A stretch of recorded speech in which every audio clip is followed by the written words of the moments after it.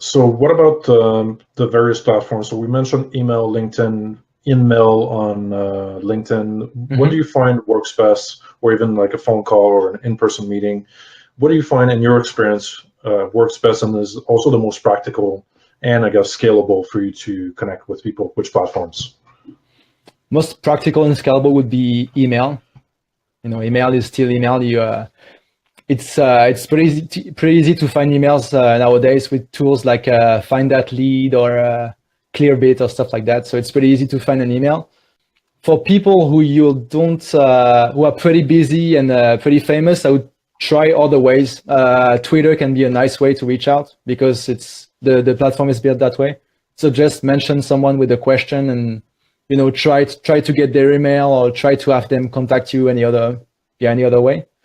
Facebook Live could also be a nice way to reach out. So for instance, if someone like asked me a question right now during the interview, I would go back to that question in the comments and see it. So that's, for instance, why how I got to ask questions to Tim Ferriss, because he was doing periscopes and you could ask questions, because otherwise it's pretty much impossible.